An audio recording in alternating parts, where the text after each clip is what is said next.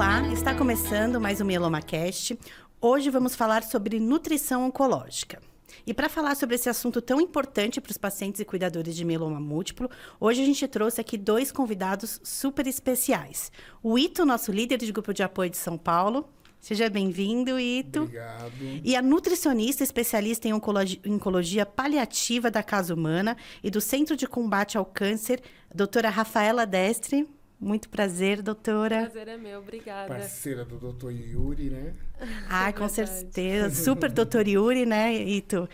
O super Dr. Yuri. Que todo mundo é fã.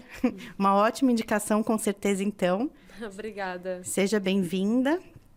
Então, o tema desse primeiro episódio que a gente vai gravar com a doutora Rafaela, dentre outros que a gente vai gravar ainda hoje, pessoal, é para tirar dúvidas, né, de pacientes e cuidadores que enviaram para o Ito durante, acho que umas 2 semanas, Ito.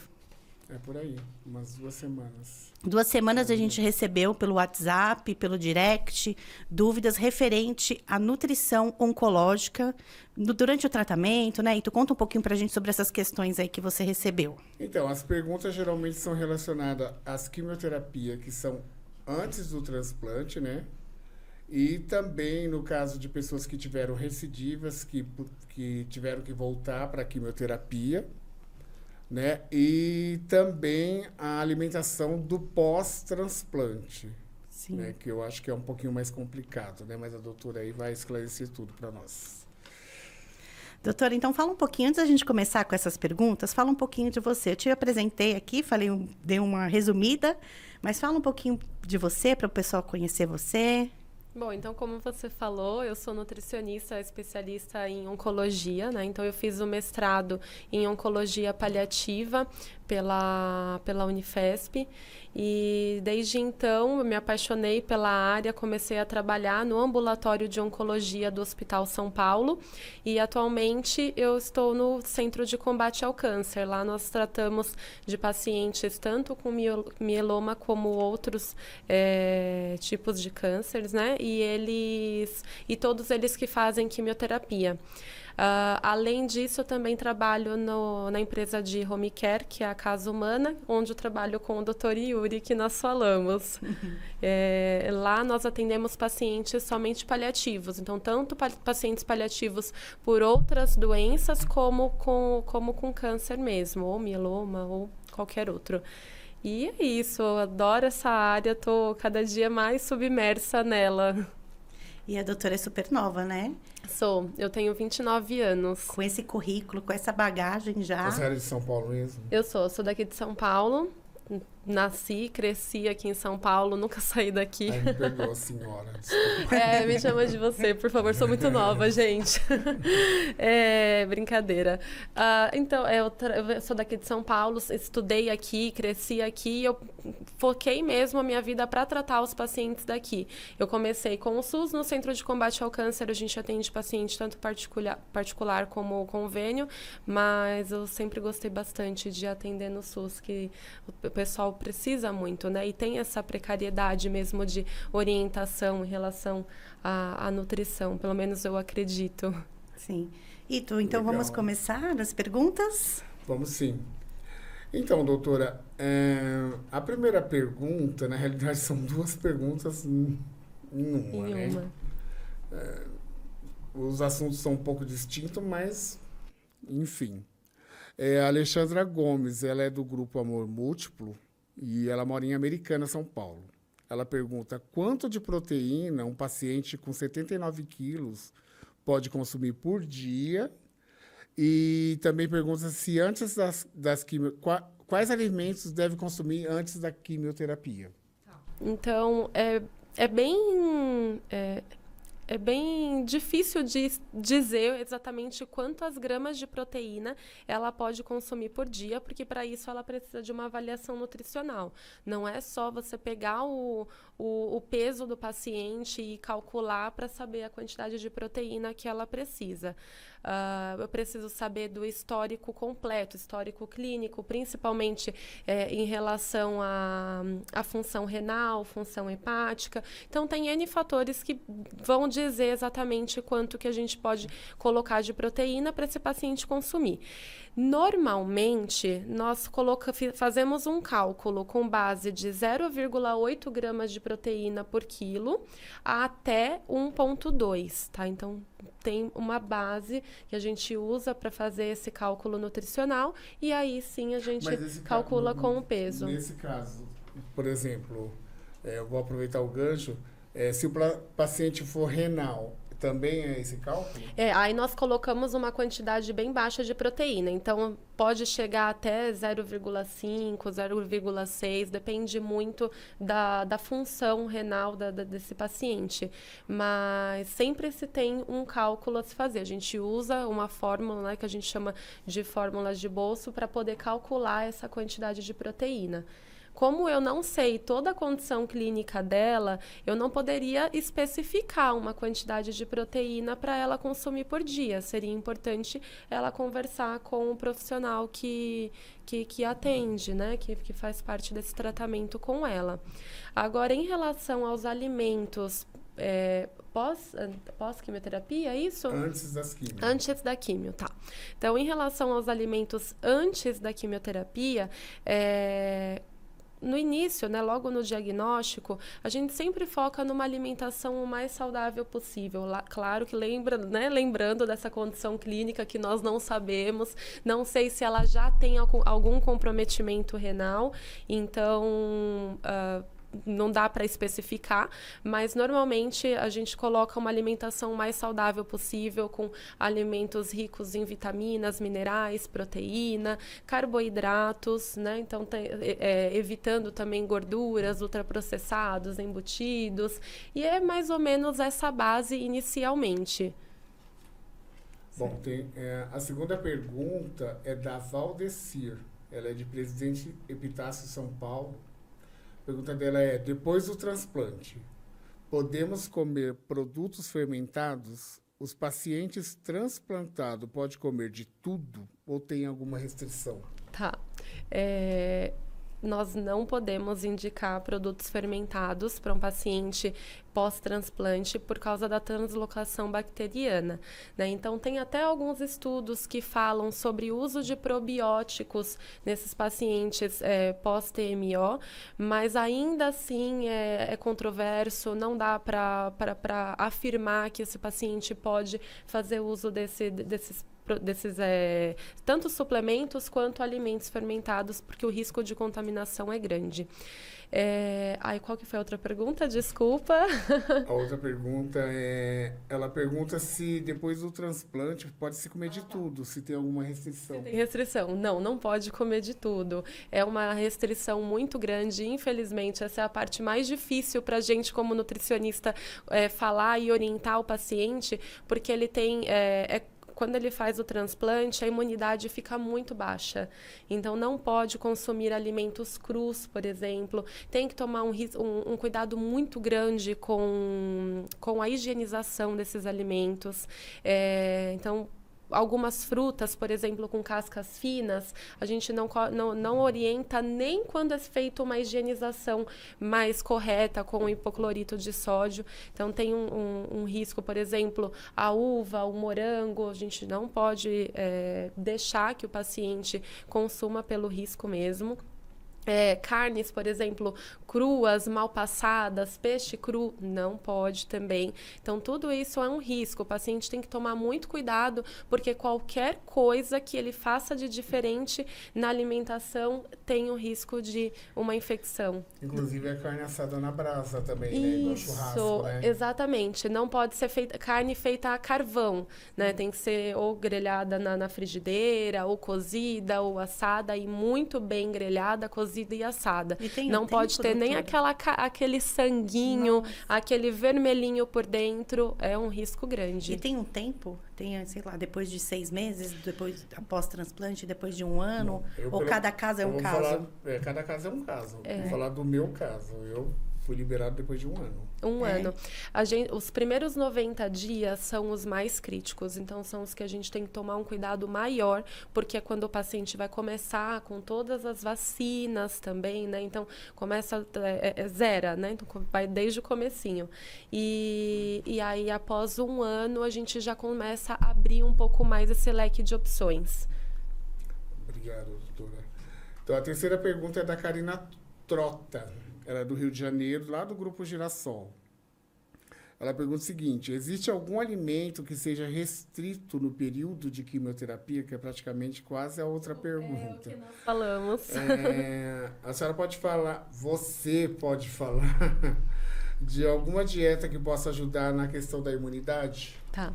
Então, é mais ou menos o que nós falamos mesmo. Então, o que é contraindicado no período de quimioterapia? É claro que o transplante, ele compromete muito mais a imunidade do paciente, mas a quimioterapia também já baixa essa imunidade. E por causa disso, a gente tem que tomar um cuidado grande com esses alimentos crus, mal passados, né? Como nós falamos na outra pergunta. Aí, agora, em relação à alimentação para aumento de imunidade, então a gente precisa focar sempre nos alimentos que são ricos em vitamina C. Então, tanto as frutas mais cítricas, que têm a vitamina C, como laranja, limão, mexerica, Aquela redondinha pequenininha que tem um monte de vitamina C. A acerola, bem lembrado. A acerola tinha fugido da minha cabeça. Então, a acerola, realmente, ela tem muita vitamina C, são ótimos. Os vegetais, né? Então, os vegetais verde escuro são os que mais têm vitamina C. Então, couve, espinafre, escarola, o brócolis. Então, todos eles também são indicados. Agora, para a imunidade, né? Então, lembrando que a gente tem que evitar aqueles alimentos que não são naturais, que não são saudáveis, vamos dizer assim. Então, os alimentos ricos em gorduras, processados, embutidos, frituras, porque isso também acaba prejudicando a absorção dessas vitaminas e minerais.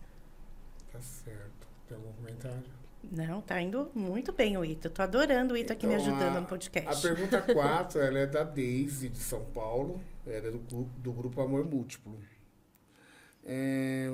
O que você poderia dizer sobre dieta anti-inflamatória e aquela folha Ora Pro Nobis? Realmente é boa? Que quantidade a gente deve consumir, seja ela in natura ou em cápsulas? Não conheço essa folha, gente. Ela é... Eu tenho em casa. Tem em casa? Ela é maravilhosa. Eu costumo falar que a Ora Pro Nobis, ela é uma planta mal compreendida, porque ela não é tão conhecida, como você mesmo falou, e ela tem várias propriedades nutricionais maravilhosas. Então, além dela ser rica em proteína vegetal, ela também tem vitamina B12, que é uma das únicas que tem vitamina B12, porque normalmente a B12 é presente só na carne. E a gente orienta bastante, inclusive para pessoas vegetarianas, veganas, que não consomem carne por causa da suplementação dessa B12. Tem ácido fólico também, tem vitamina A, então ela é ótima. É claro que eu prefiro muito mais fazer o uso, né? Eu indico muito mais o uso da planta mesmo e não em cápsula, porque em cápsula a gente nunca tem certeza do que tem ali dentro, se é realmente a Ora Pro Nobis que está ali ou se ela está misturada com alguma coisa. E por mais que a Anvisa tenha liberado o medicamento, que a marca seja de procedência, a gente não tem certeza. E a suplementação, ela é bacana, bem importante. Só que aí entra naquela parte de higienização, dos cuidados, né, que com a planta crua. Então, não é para qualquer pessoa que pode ser consumida, né, em qualquer fase do tratamento que pode ser consumida.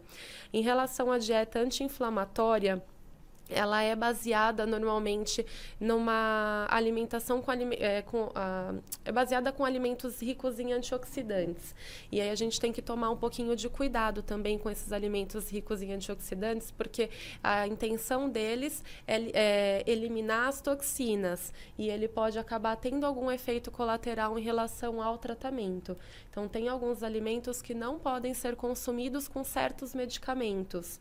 E acho que tem até um deles deles que a gente vai falar mais pra frente. Entendi. O pessoal fala muito da cúrcuma. Da né? cúrcuma. A cúrcuma ela é uma especiaria maravilhosa, que ela é rica em antioxidante, ela é considerada anti-inflamatória. Tem alguns estudos com pacientes oncológicos que falam muito bem dos benefícios da cúrcuma no tratamento.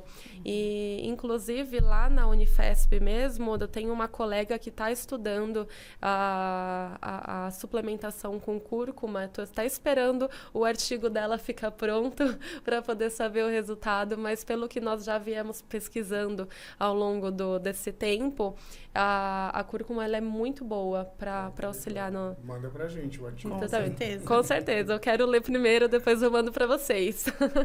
Então, a próxima pergunta ele é do Ari Souza. Ele é lá de Salvador, né? Também está no grupo Amor Múltiplo, embora seja da Bahia, né? A pergunta dele, doutora, é um pouquinho extensa, né? Na realidade, ele faz um relato junto com a pergunta. Ele diz o seguinte, que ele está em remissão da doença desde 2020. E que a médica dele, só que ele não especificou se foi a hematologista ou se foi uma nutricionista, né? Que restringiu ele de comer carne bovina, né? Comidas gordurosas, né? Entre aspas, a gente até meio que sabe, né? Embutidos. Aí ele pergunta que alimentação que você acha ideal para os pacientes de mieloma múltiplo. Tá. Ele também diz que o tratamento desenvolveu nele intolerância à lactose. É muito comum que o tratamento ele desenvolva intolerância à lactose em alguns pacientes. Não só pacientes de mieloma, mas pacientes de qualquer câncer, de qualquer doença que faça tratamento quimioterápico. Porque tem a destruição das células, tanto ruins como boas. Né? E aí, nesse processo, você acaba perdendo também a produção de algumas enzimas, como a lactase, que ela é muito sensível e pode parar de ser produzida no intestino para digerir essa lactose. Em relação à restrição de alimentação, então a gente precisa pensar, essa restrição é de não comer nunca ou é de evitar? Né? Porque se é de não comer nunca, eu não concordo com a conduta desse profissional. Porque o paciente ele não tem necessidade de retirar a carne bovina da alimentação. Pelo contrário, é um alimento riquíssimo em proteína, né? E tem uma absorção grande no nosso organismo por ser de origem animal e ter uma familiaridade maior com o nosso organismo, né? Então, essa absorção acaba sendo melhor. E é recomendado pela OMS o consumo de até 300 gramas de carne bovina por semana. Então, ele poderia, né, teoricamente, consumir essa carne bovina pelo menos 100 gramas 3 vezes por semana, que ele estaria dentro da recomendação da OMS. E aí a gente precisa pensar em questão de função renal, como nós falamos no começo, né, se esse paciente tem a restrição, então aí já é um outro caso. Agora, em relação aos embutidos, gorduras, então isso não é saudável para ninguém. Né? Não precisa ter câncer, né, para saber. Para ninguém. Exatamente. A gente não precisa ter câncer para saber que isso... A gente adora uma coisa embutida. É verdade. Então, a gente não precisa para saber que não é algo saudável, que tem que evitar, que é algo que ele pode consumir esporadicamente, mas sem exagero também.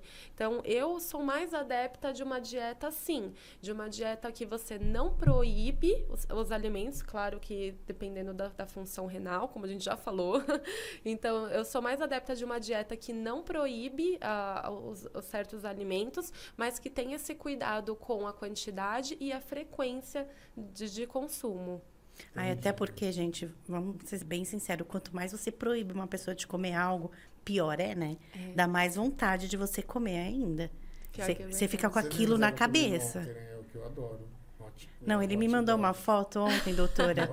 Não, sempre vou falar, então. Ele me mandou uma foto, 2 x-saladas. Era 2 x-saladas e 2 hot dogs. E com batata frita ainda. Olha Eu falei, você vai comer tudo isso, Ito? Não, mas eu não comi tudo. Ele deixou pro café da manhã. Ele fracionou. Não fala, deixou um pouquinho para depois. Não fala que precisa de fracionamento de refeições? Que vergonha da nutricionista. A pergunta 6 é da Cris Cárdia, de São Paulo. Ela pergunta se pode usar suplemento alimentar, tipo Insure, Nutren, E se você acha que pode, que o fato de usar o suplemento pode dar proteína na urina. Tá, a gente tinha até falado um pouquinho sobre isso mais cedo, né? Então, os suplementos, eles são ótimos aliados dos nutricionistas, eu vou dizer assim, em certos momentos. Depende muito da necessidade desse paciente, da quantidade de alimentos que ele consegue ingerir, se ele tem realmente uma ingestão reduzida e precisa de um aporte calórico maior. Então, esses suplementos, eles são sim indicados.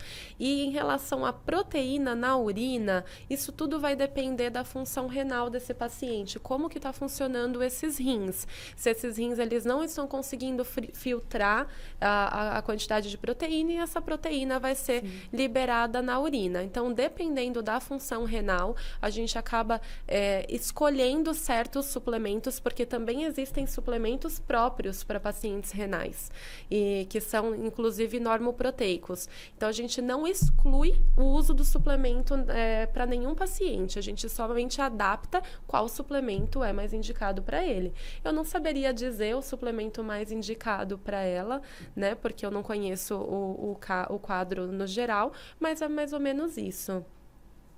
Entendi. A Juliana Hipólito, de São Paulo, ela é do grupão lá da IMF. Podemos usar probióticos durante o transplante? Então, foi o que nós falamos mais cedo, né? Na primeira pergunta. Não indico. Não indico, é muito contraditório ainda, né? Precisamos de mais estudos. Eu acredito também que nem que a pessoa, durante o transplante, a pessoa está lá presa para fazer um transplante, acho que não chega a isso, né? Olha, tem alguns estudos que falam muito mais sobre o uso da glutamina para esses pacientes. Vai chegar lá. Então já estou adiantando alguma resposta aí. Vamos deixar mais para frente.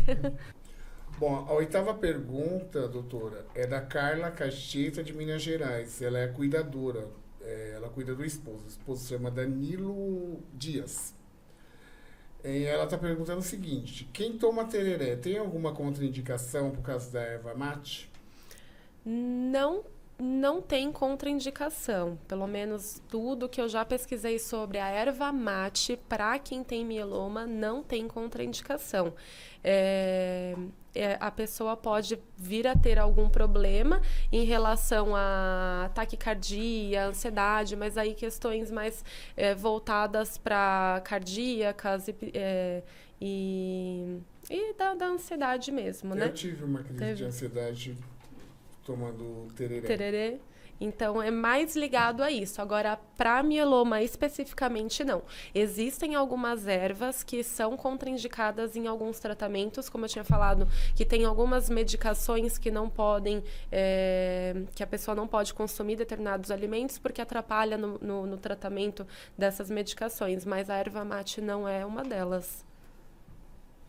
A pergunta número 9 é do Fábio Delavi. Ele também é do Grupo Amor Múltiplo, de São Paulo.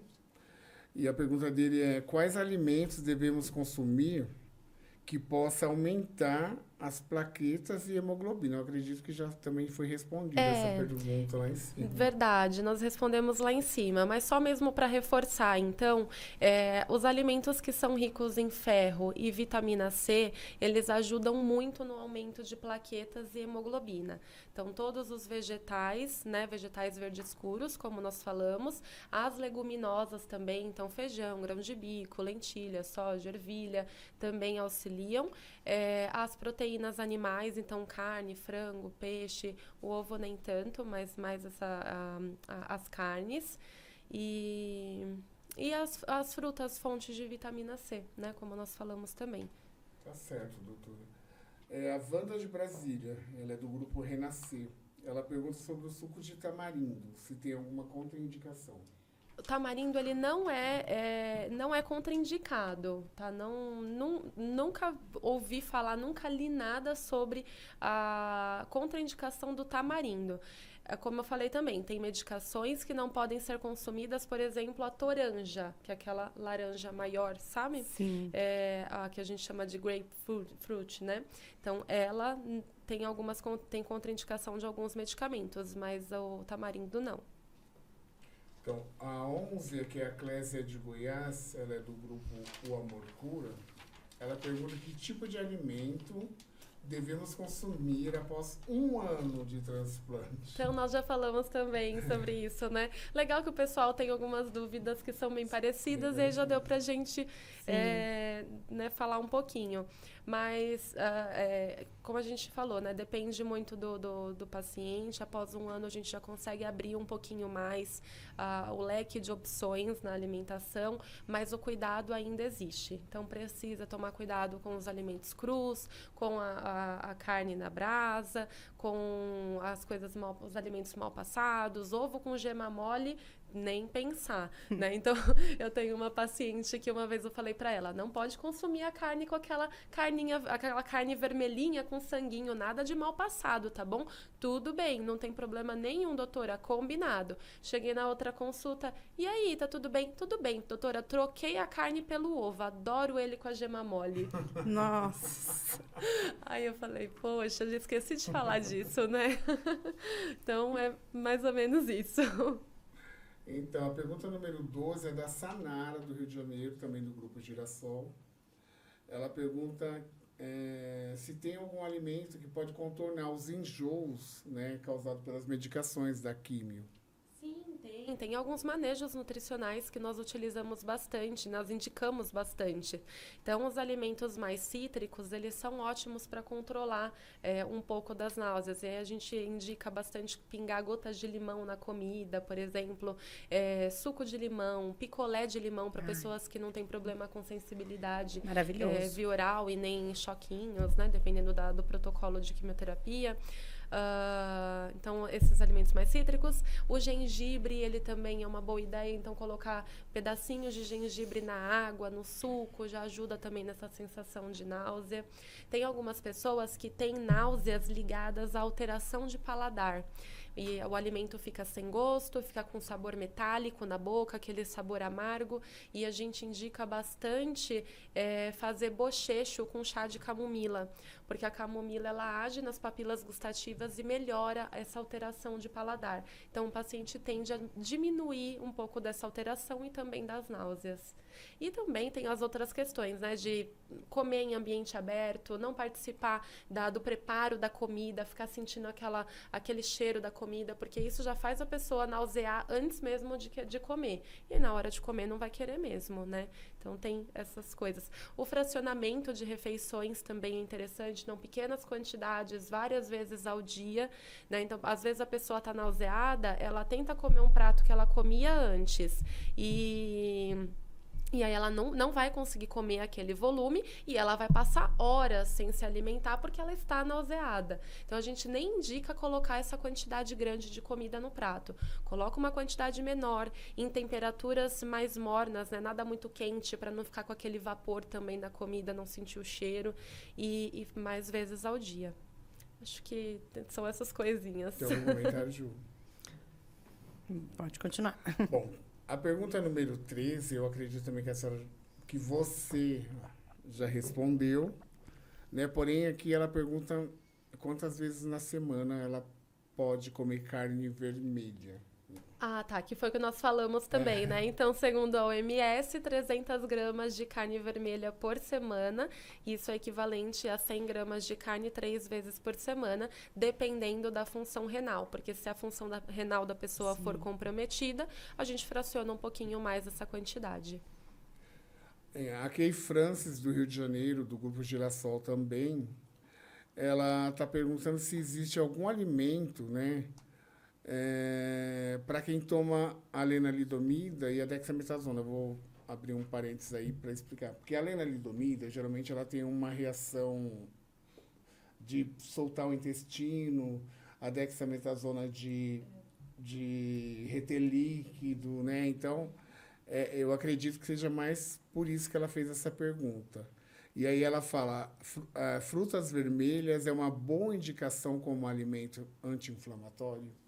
Tá, então, normalmente restrição alimentar por causa da medicação não tem, mas a gente acaba pedindo para o paciente evitar alimentos ricos em sódio por causa da retenção de líquido e consumir bastante líquido, né? Então, tomar bastante água, principalmente, porque às vezes a pessoa pensa que líquido é refrigerante, que líquido é suco de caixinha, e não é assim. Então, tomar bastante água para evitar essa retenção.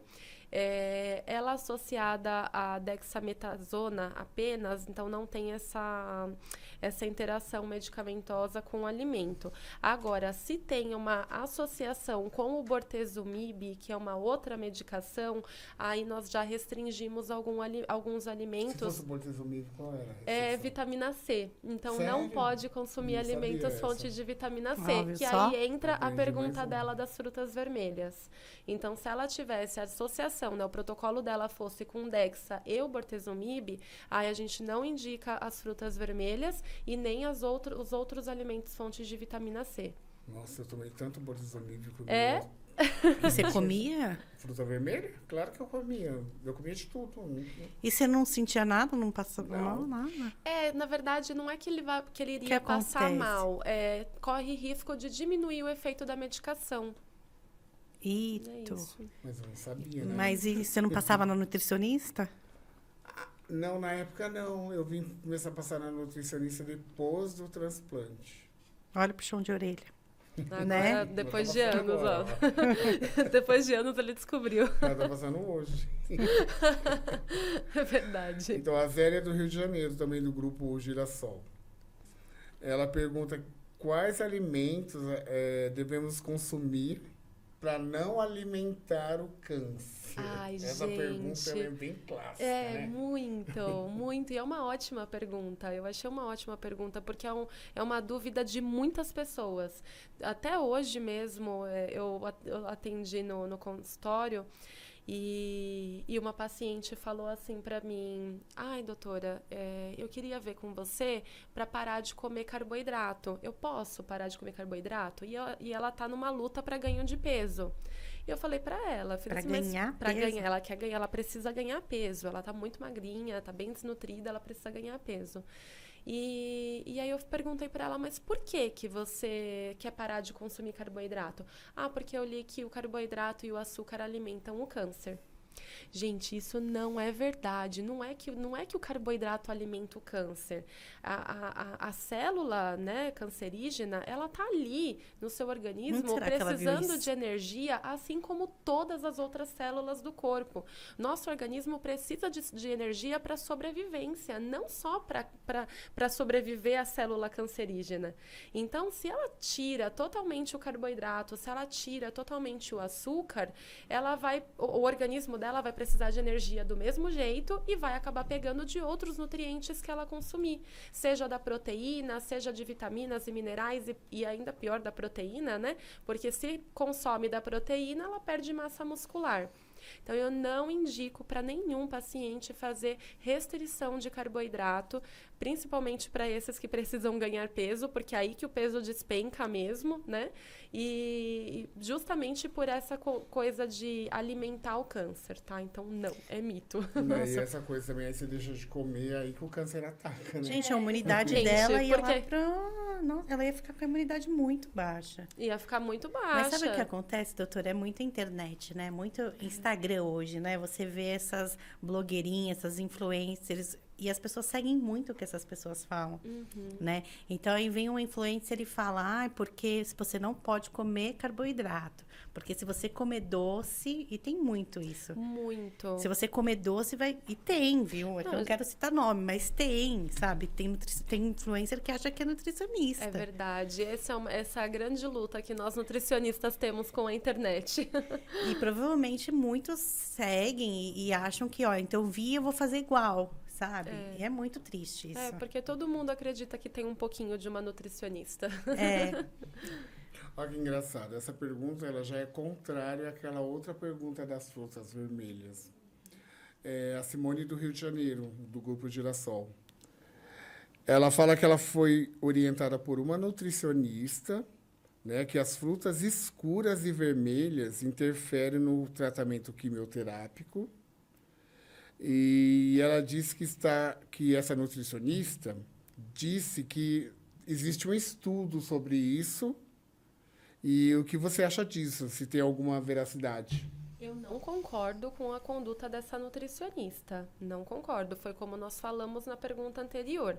Se a medicação que ela faz tiver associação com o bortezomib, por exemplo, ou qualquer outra medicação que tenha interação com a vitamina C, ok.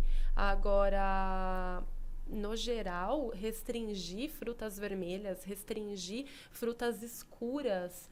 Qual que é a base de uma fruta escura? O que é uma fruta escura? O que essa fruta escura tem que as frutas claras não têm?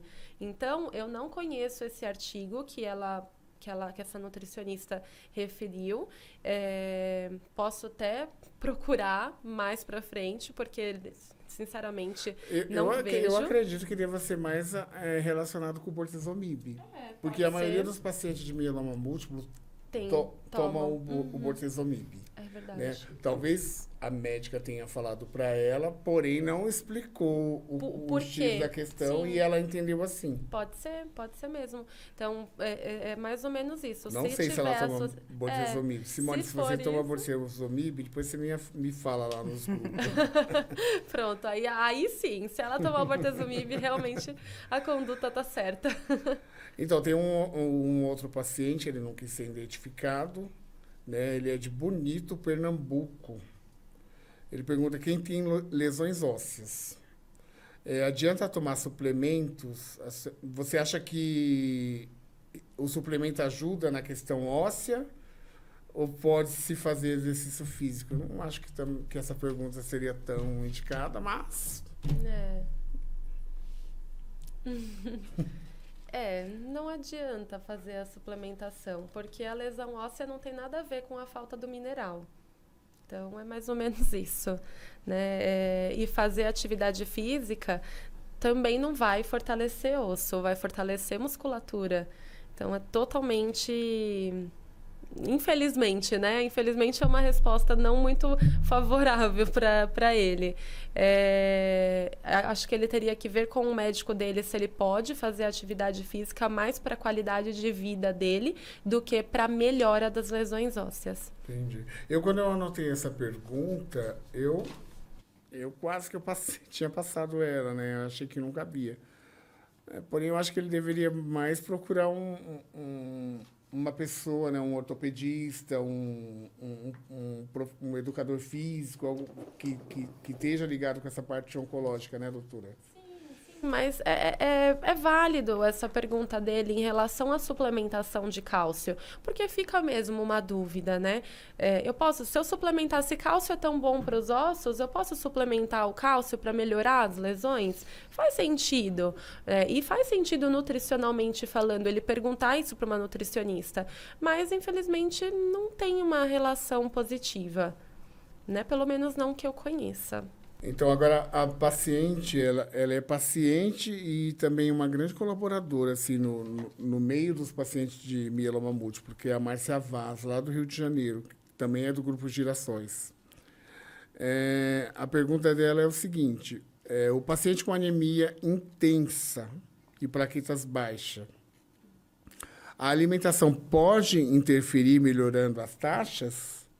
Né? E se for ao contrário, né? No caso, não tem anemia, né? Se a alimentação pode fazer com que a pessoa passe a ter? Tá. Bom, se a anemia for muito intensa e ela... Provavelmente só alimentação não vai ser o suficiente, né? Dependendo do caso, às vezes tem necessidade de transfusão de sangue, tem necessidade de tomar sulfato ferroso subcutâneo. Então, depende do tipo da anemia, vai ter essa necessidade diferente. Então, a alimentação ela pode auxiliar. Então, os alimentos ricos em ferro, como nós falamos, eles podem auxiliar na melhora dessa anemia, mas não sozinho. Agora, a falta desses alimentos pode causar uma anemia intensa? Intensa, não. Então, mas eu digo assim, doutora, na realidade eu não, ela diz assim.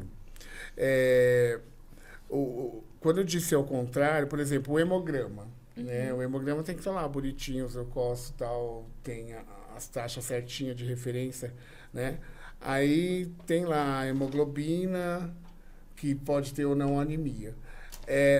O contrário que ela quis dizer é o seguinte: se há algum alimentos que derrubem essas taxas. Que derrubem Isso. as taxas? Não.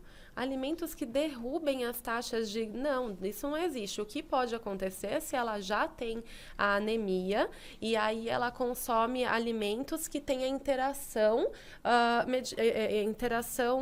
negativa, por exemplo. Então, se ela consumir alimentos ricos em ferro para ajudar a melhorar a anemia dela e ela consumir junto com esse alimento rico em ferro, alimentos ricos em cálcio, ela atrapalha a absorção do ferro. Então, ela não vai absorver o ferro porque o cálcio atrapalha essa absorção. Aí vai acabar piorando a anemia dela porque ela está jogando todo o ferro que ela consome fora. Agora, alimento que derrube taxas de hemoglobina, não. E plaquetas também não. Entendi. Então, a outra pergunta também é dela, da Márcia Vaz.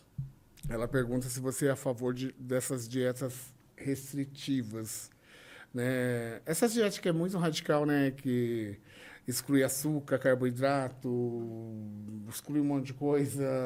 Eu acho que a gente falou sobre isso nas primeiras perguntas, né?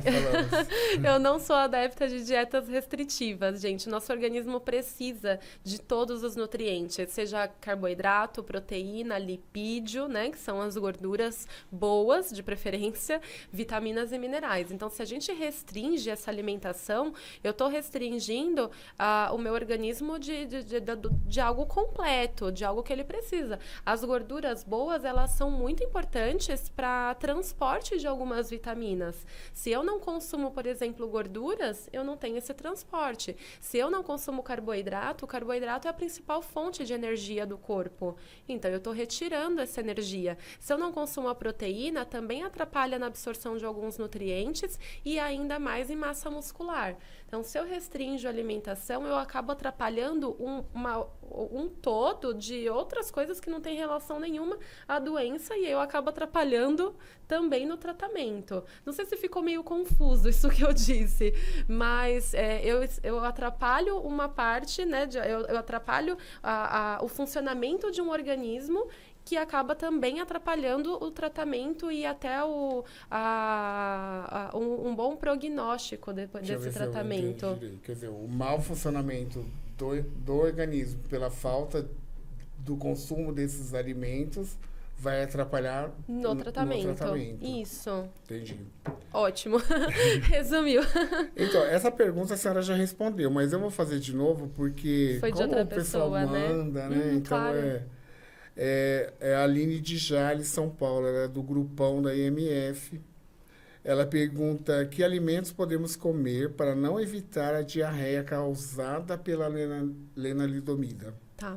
É muito difícil você controlar uma diarreia causada pela medicação, né? Mas não é impossível. A gente pode fazer, né? Como eu falei dos manejos nutricionais para náusea, tem os manejos também para diminuir os episódios de diarreia. Normalmente, nós colocamos alimentos que sejam mais secos. Por exemplo, os pães, mandioca, a batata, o limão, que também ajuda a prender, o caju, a maçã, a goiaba, que são frutas, né, que ajudam também a prender um pouco mais o intestino. Evita coisas com molhos, que os molhos soltam, frutas laxativas como mamão, ameixa, a gente tira tudo isso da alimentação da pessoa. E também tem algumas fibras prebióticas que auxiliam muito nesse funcionamento intestinal e na melhora do bolo fecal.